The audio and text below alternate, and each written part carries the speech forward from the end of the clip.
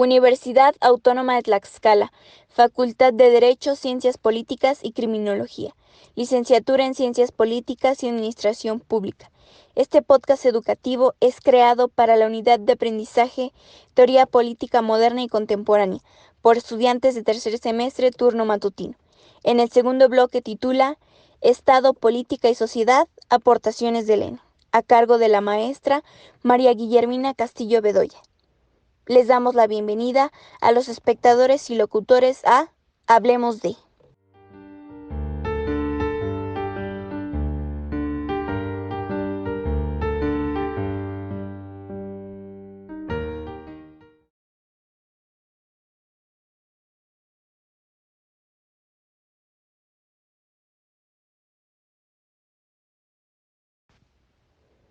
Para empezar, les voy a hablar un poco de la teoría que crea Platón, este filósofo.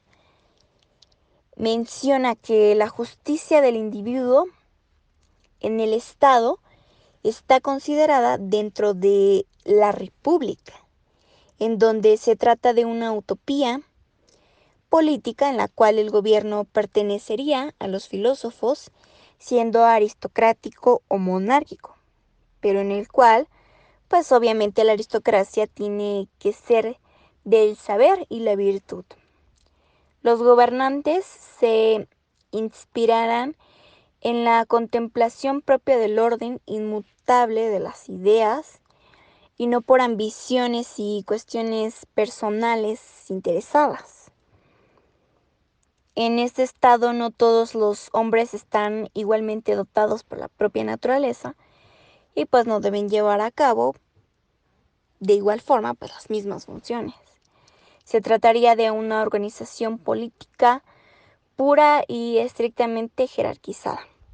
En cada uno de estos individuos predominaría el alma, debiendo ser educado de acuerdo a aquellas funciones que, pues como se ha dicho, tienen que realizar. Es por ello por lo que se considera que el Estado platónico pues es principalmente una institución educativa en donde la existencia de los ciudadanos está en función misma del bien de la propia colectividad del pueblo del vulgo. Y es que pues Platón se inscribe en un movimiento más extenso de la crítica a la democracia, en donde incluso prevé la abolición de la familia, de la propiedad privada y la existencia de guerreros y gobernantes a salvo de los peligros de esa ambición personal que estará supuestamente justificada. Este proyecto platónico irá dirigido exclusivamente contra la doctrina relativista de los sofistas, pretendiendo escapar a la temporalidad y cuyo modelo de Estado encontraríamos inscrito en el cielo de las ideas. Ahora bien, ¿cuál es el estado ideal para Platón entonces? Bueno, el objetivo de la política de Platón es el perfeccionamiento y felicidad de todos los ciudadanos. Afirma que cada uno no se basta a sí mismo, por lo que el ser humano necesita vivir en sociedad. Por eso, para conseguir un estado perfecto, se buscará la ciudad justa, formada pues por hombres justos y virtuosos. Debido a la clara evidencia de que no todos los hombres están dotados por igual por la naturaleza, ni deben realizar pues las mismas funciones, cada uno tiene algo diferente que aportar pues para una sociedad perfecta. Para que esta funcione, cada uno debe realizar su función de forma virtuosa. Los gobernantes deberían ser los que estén mejor dotados para ello y vayan a servir al bien común y a la justicia. Los guardianes se encargan de velar por la seguridad de la ciudad y los trabajadores campesinos deben cuidar el aspecto material. Cada uno debe cumplir su función de manera perfecta y armoniosa, destacando en las virtudes de prudencia, fortaleza y moderación, respectivamente. Además, pues Platón, este filósofo griego, propone un orden en las formas de gobierno, siendo la aristocracia pues la mejor para él y para la ciudad, para la ciudadanía, y la tiranía la peor. Entre medias se sitúa la timocracia, la oligocracia y la democracia, siguiendo pues el mismo orden.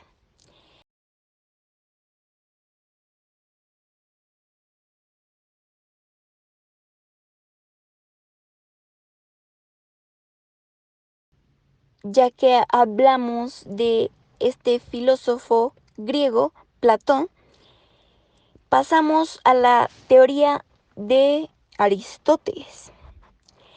Él habla de las teorías naturalistas, que son las que para el Estado es algo natural, como su nombre lo dice, y en cierto sentido previo al individuo. El individuo solo tiene sentido dentro del Estado y para el Estado, por lo que pues los derechos individuales estarían subordinados a los colectivos. El individuo pues es concebido pues por Aristóteles dentro del marco social en que vive. Es concebido como el hombre desde su existencia, que tiende a comportarse socialmente predeterminado por sus necesidades materiales. Por ello es considerado un animal político. A su vez es concebido también como un ser con razón, un ser razonable. Esta capacidad natural y a su vez social, pues permite a quien la posee organizar sus relaciones con arreglo a un fin común. Estas dos cualidades del ser humano condicionan su vida asociativa, que le permite pues asociarse de una determinada manera dentro de un contexto histórico según el desarrollo económico alcanzado. En un primer momento se organiza como familia, que es una forma asociativa muy rudimentaria, en la que la relación de parentesco es lo determinante y con una producción organizada de forma unifamiliar y autosuficiente. Tiene una función predominante, reproductiva, con un carácter conservacionista de la especie. Posteriormente se organiza como tribu, pasa de pueblo a nación, y esto es reunión de muchas familias, son los lazos comunes, ya sea de sangre, lenguaje, costumbres, etc. Que surge, como dice Marx, como condición previa de la apropiación y uso de conjuntos temporales del suelo, en donde domina la relación de propiedad comunal y posesión individual, y la relación de intercambio de sus excedentes entre diferentes tribus. Según Aristóteles, esta forma social tiene funciones más elevadas propia del desarrollo intelectual del ser humano. En una fase más avanzada económicamente, aparece el Estado como forma de organización social y expresión de un desarrollo de relaciones mercantiles y explotación de la fuerza de trabajo con fines privados y lucrativos. Como dice Lenin, un producto de la sociedad al llegar a una determinada fase de desarrollo, que por su forma de producción determina antagonismo de clase irreconciliables. El Estado griego se caracteriza, según Aristóteles, por dos aspectos esenciales. Uno es la autosuficiencia, determinada por el propio desarrollo asociativo y económico del ser humano. El Estado es en este sentido una asociación con capacidad para satisfacer sus propias necesidades humanas, que es un medio pues para reproducirse.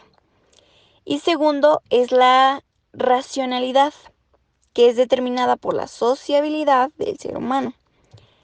Aquí el Estado es, en otro sentido, una organización como un objetivo político, un medio para superarse. Esta finalidad guarda estrecha relación con la propia naturaleza de los seres racionales, capaz de discernir entre el bien y el mal. aspectos esenciales que lo hace diferente a los animales, vegetales, etc. Del concepto de polis se deduce el concepto de ciudadano, que en un sentido general es aquel que tiene capacidad de realizar las funciones requeridas por el Estado con el fin de organizar y dirigir políticamente, pues, la polis. En un sentido concreto, la pertenencia o no a la categoría de ciudadano depende del tipo de constitución. De esta manera, el ciudadano será distinto en una democracia, en una aristocracia o en una oligarquía.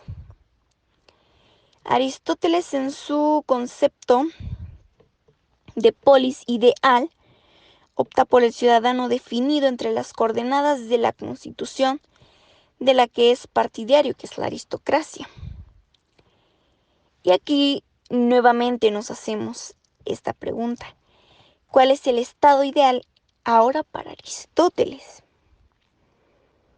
Pues el principio de comunidad. La comunidad más perfecta para él es la relación ciudad-estado, que en efecto, al no ser ni demasiado grande ni demasiado pequeño, corresponde a la naturaleza del hombre y permite alcanzar la buena vida.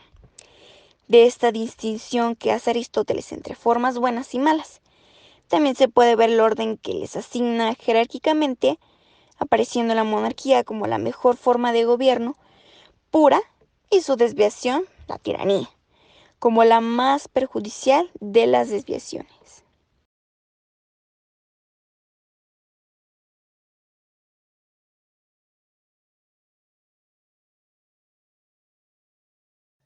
Bueno, yo les hablaré de uno de los más grandes filósofos de su época, que es Santo Tomás de Aquino. Nace en Italia en la época del Reino de Silia en 1224 o 1225. Estudió artes y tecnología con San Alberto Magno, tiene un interés por el pensamiento griego y en 1256 se gradúa de un doctorado en tecnología y termina enseñando en una universidad de París. En 1259 va a Roma como profesor. En este periodo escribe dos de sus principales tratados, que es la Summa contra Gentiles en 1258 a 1264 y la Summa Tecnológica de 1265 a 1273. En estas refleja su deseo por mostrar la coordinación entre tecnología y filosofía. Uno de los principales puntos que podemos destacar de Santo Tomás de Aquino es que él se inspiraba de los pensadores de épocas clásicas. Gracias a esto escribe dos de sus principales escritos, que en español son Sobre el ente y la esencia y el otro que es Sobre la verdad. Él también tenía una gran admiración por el filósofo Aristóteles, por el que pone en duda la mortalidad del alma individual. En el pensamiento político de Santo Tomás de Aquino, para él el desarrollo de las universidades en el siglo XII, las cuales son la clave del desboronamiento del régimen feudal, llega la época en que las construcciones filosóficas en este movimiento intelectual se conocen como escolásticas. Su logro fundamental era incorporar la razón a un mundo regido por la fe y así constituye una teoría del razonamiento y la armonía. Es natural que un hombre viva en sociedad. Para Santo Tomás el Estado tiene que ser diferente al privado, el cual tiene que tener un bien común. La justicia y la ley es la que lleva a que el Estado tenga un orden de razón, que éste está dirigido a un bien común. La ley la divide en la ley eterna, que es la razón de la divina sabiduría, la ley natural, que debe hacer el bien y evitar el mal, y la ley humana, que si no es congruente con la ley natural no se atiende al bien común. Su visión de justicia es integrada por el pensamiento de Aristóteles.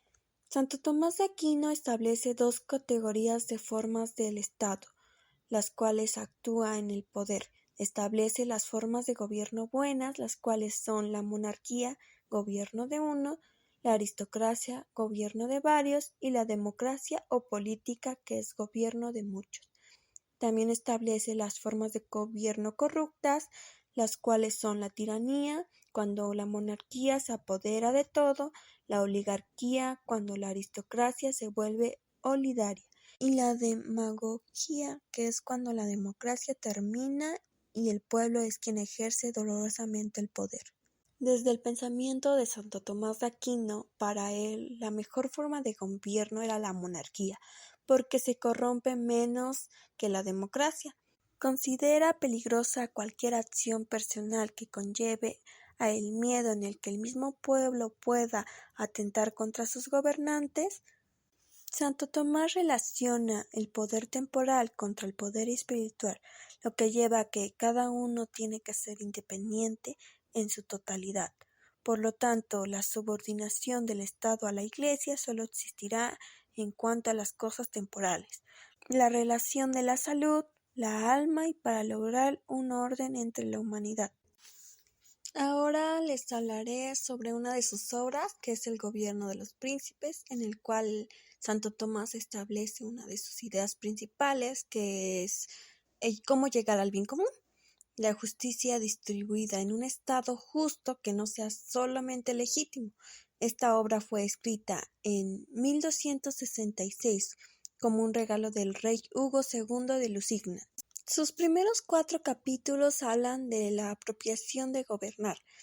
Santo Tomás da una idea que apuntaba a una sociedad basada en la justicia.